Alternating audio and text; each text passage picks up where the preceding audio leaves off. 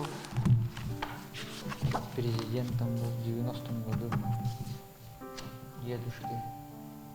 Видите, в 90-м году, 5 мая, РНД. Михаил Сергеевич Горбачев президент. Ну, в 90-м году, ну там вот в Тептилгане жили, это мама переходит, заходит к нам. Через дорогу мы там живем. Заходит. Ой, завтра едем в Якутск, собирайтесь быстро. Как так? Завтра уже. Что такое? Вот дедушке дали Герои Советского Союза. Да, завтра же едем получать. Вот приезжал военком, тогдашний был военком Амгинского улуса. Вот так вот быстро вот тут все собрались, на следующий день вот поехали. Я, Шура, сестра старшая и Васек, братик младший. Это было в мае, да, после 10 мая. И вот мы так быстро собрались на следующий день, и вот полетели. Нас там встретили, все военком, это республиканскую военную машину вот поставили. И вот так гостиницу сразу туда, там возле автовокзала военкомовский, этот, гостиница есть. И там все поселили. На следующий день нас перевозят в Дом правительства. И Михаил Ефимович Николаев, первый президент, нас вручает награду, значит, дедушкин, героя и орден Ленина. Вот. Такой незабываемый момент. Вот так вспоминают Алексея Миронова, героя Советского Союза, каждое 9 мая его внуки и правнуки. К этому высокому званию он был представлен еще в разгар войны в 1943 году. Высокое звание Героя Советского Союза ему присвоили к 45-летию Великой Победы 5 мая 1990 года. Алексей Миронов – гвардии-сержант, снайпер 1-го стрелкового батальона 1291-го стрелкового полка 84-й стрелковой дивизии 2-го Украинского фронта. Участвовал в освобождении Украины, Молдавии, Румынии, Венгрии. Умер от тяжелого ранения в деревне Немешкириштур, Венгрии 30 марта 1945 года. До победы оставалось совсем немного. Он был представлен как Герой Советского Союза в 1943 году. Земляки мы узнали о том, что он был представлен Герой Советского Союза только в 1965 году. И с этого года начали мы бороться за это звание. В 1990 году, к 45-летию победы Великой Отечественной войны, наш председатель Совета ветеранов возобновил это дело, и нашей большой радости 3 наших участника войны стали героями Советского Союза. В 90-м году, 5 мая. Мы гордимся именами наших героев: Алексеем Афанасьевичем Мироновым, Николаем Степановичем Степановым и Николаем Алексеевичем Кардаковым. Алексей Афанасьевич Миронов родился 29 марта 1912 года в Кентикском наследии Верхневилюйского района в крестьянской семье. Он в 3 года с мамой переехал в Вилюйский улус, село Халбатцы. Мать вышла замуж за Миронова Афанасия, и они переехали в село Балагатча. В село Балагатча Алексей Афанасьевич учился до 6 класса. После того, как отец умер, он стал единственным кормильцем семьи. У него была младшая сестра на 12 лет моложе его. И после 6 класса он стал работать бригадиром в ферме, потом секретарем наследного совета и инспектором народно-хозяйственного учета. В 1941 году и он попал в действующую армию, начал воевать с Московской битвы и дошел до Венгрии. Он стал в 1942 году стал снайпером, и с этого года, с апреля месяца, 26 числа, он был зачислен зачинателем снайперского движения До него был на счету 123 фашиста, и обучал он 13 своих однополчан снайперскому делу. Эти его ученики тоже убили более 500 фашистов, и считается, что это заслуга Миронова Алексея Афанасьевича. Лучшими снайперами Великой Отечественной войны были именно те, кто имел навык охоты на зверя. Весной 1942 года командиром дивизии Алексей Миронов охарактеризован как снайпер сверхметкой стрельбы. К маю 1943 года он уничтожил 123 фашиста, подготовил десятки отличных снайперов. Из записей Алексея Миронова. 26 апреля 1943 год. Недавно я заметил, как устроившиеся землянки собрались 3 немца. Они стояли во весь рост, что-то обсуждая. Прицелившись в среднего из них, я выстрелил. Гитлеровец упал. Это был 122-й фашист, уничтоженный мной из снайперской винтовки. Из записей Алексея Миронова. Советы новичкам. Если ты выбрал себе огневую позицию, обязательно окопайся. Выбери для этого время, когда тебя нельзя обнаружить. Открытую ячейку тщательно замаскируй под цвет местности. Лучше всего охотиться не с одной позиции, а с нескольких. На одно место долго не ходи, обнаружат. И стрелять много не надо. Пусть ходят немцы, а ты жди, наблюдай. Изучи привычки их, тогда уж действуй.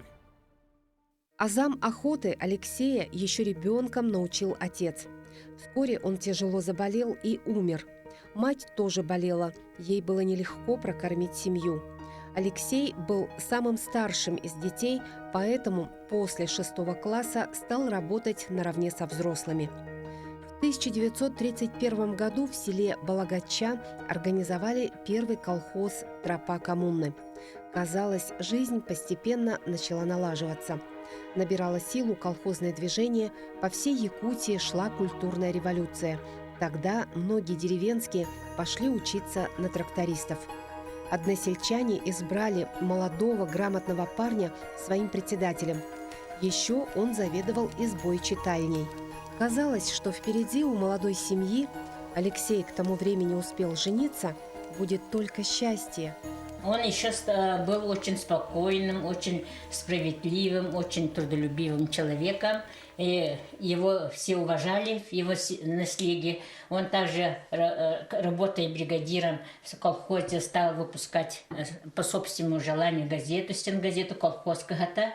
Вот он здесь сам нарисовал, сам написал, сам сочинял стихи. Этой газете уже более 80 лет. Так, о нем написано очень много книг. Из них самая первая книга «Хотудой духон ноутан» автором является Багдарын Сульбе. Он ездил в Венгрию, в город Керестур, где он похоронен. Вот наши земляки в 2010 году тоже ездили в город местность Немишкерестур в Венгрии, и там они вот возложили цветы. Вторая книга была выпущена в 1902 году Дорофеевой «Мен и Кюнтерю». Вот здесь очень хорошо написаны воспоминания, как он работал, служил, воевал и так далее. И еще его письма своим родным, жене, детям и своим родственникам. Фотографий очень мало. Вот поэтому вот только 2 очень хорошие фотографии. Вот эти 2 фотографии у нас помещены. Вот дом, где он жил. Так, это его друзья. До призыва в армию он также работал инспектором учета народного хозяйства Вилюйского района. Тогда в каждой деревне был налажен такой учет.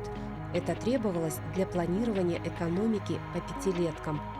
В год 75-летия юбилея победы Великой Отечественной войны наш территориальный орган государственной статистики издали книгу памяти «Помним, гордимся, славим», в которую вошли сведения о 180 якутских солдатах-статистиках, в разные годы проработавших в органах статистики и воевавших, и в последующие послевоенные годы работавших в органах статистики. В этой книге отдельная глава была посвящена деятельности органов статистики в годы войны. И, естественно, отдельный раздел посвящен герою Советского Союза Миронову Алексею Афанасьевичу. Алексей Афанасьевич в 1937 году пришел на работу в Вилюйский районный отдел статистики инспектором. И в сентябре 1941 года был призван в армию и ушел на фронт. У нас сохранились архивные документы, его личное дело, из которых мы получили сведения о его трудовой деятельности в Вилюйском районном отделе статистики, о том, что он проработал все это время, а также его кадровая справка сохранилась. Все это мы включили в нашу книгу. Каждый год в День Победы мы вспоминаем всех наших ветеранов. И когда они были живы, мы поздравляли, ездили с поздравлениями. А в прошлом году мы решили, увековечить их память и сделали наш стенд, посвященный нашим ветеранам. Мы очень горды тем, что единственный в российской статистике герой Советского Союза, наш земляк, якутянин Миронов Алексей Афанасьевич. Когда Алексей уходил на фронт в сентябре 1941 года, его провожали жена и 3 детей. Луизе, средней дочери, на тот момент едва исполнилось 4 года. И она, как помнит его, она бежала за ним, когда он уходил на войну, и кричала ему вслед: «Папа, ты куда поехал? Когда будешь возвращаться, принеси мне подарок». И он эти слова помнил всю войну, где он воевал. Всегда в письмах, которые мы читали, когда ездили в Вилюйск в 1990 году, читали письма дедушки, и он почти в каждом письме спрашивал дочку Луизу, как она там.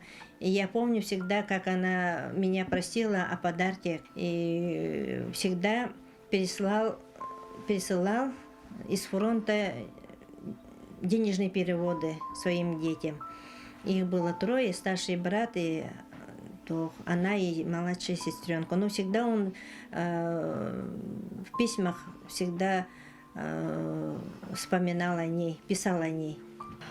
В письмах, которые он писал, он не очень так о войне писал, просто всегда спрашивал про дом, про односельчан, как они живут. А о войне там он не писал так уж много, писал только вкратце. Погиб он в конце войны почти. Много ранений у него было, как он в письмах писал, в госпиталях лежал, но как только он подлечивался, то сразу шел на войну. 30 марта. Он погиб 30 марта 1945 года. Его захоронение в станции Иншеран-Кирестур. Мы очень благодарны Протопоповой Анне Лаврентьевне. Она уроженка Амгинского улуса, село Анёсы. Потом переехала в Венгрию в 1995 году. Видео отправляла нам. И мы им очень благодарны, потому что они следят за могилкой нашего дедушки, красят там, чистят. Еще Чирикова Галина. Вот они вместе живут в Венгрии и вот ухаживают за могилкой нашего дедушки, и мы очень благодарны. Вот дедушка на этой улице погиб. Написано, вот Миронов, Багр Бутулуга. Под бомбежками, когда попал, он не выжил вот в этой улице, вот старенькой. А вот наша делегация, когда с Вилюйска, там ездили. И вот его где похоронили в могиле вместе с другом. Диздар называется ей, не знаю. В том памятном 1990 году еще 2 земляков Алексея Миронова были удостоены звания Героя Советского Союза – Николай Кондаков и Николай Степанов. Николаем Савичем Степановым у дочери Алексея Миронова, Луизы, сохранилась памятная фотография. В то время еще вот один герой был живой. из 3 вилючан, которые были награждены Героем Советского Союза, вот один был живой. Это Степанов Николай Савич. Нам Вот, удалось мама. большая честь сняться с ним. Это Вилюйский, нас пригласили, и мы вот всей семьей туда ездили, 14 человек. тот год, Дети, в 90-м внуки, в тот году. же год, когда им присвоили звание. СЭХ был 3 героям посвященный этот. Ага. В то время ветеранов много было. И они почти все его помнили, рассказывали нам, как он в детстве какой был, до войны где работал, как работал. Был очень добросовестным, работящим, ко всем относился доброжелательно, был очень трудолюбивый. Мы о нем слышали только отзывы хорошие про него. Вот мы ездили туда, нас очень хорошо встретили в Вилюйске, были все рады, и мы были рады. На ИСЭХе было очень, как говорится, торжественно. Сегодня имя героя носит Мастахская средняя школа Вилюйского района. Его именем названа одна из улиц города Вилюйска.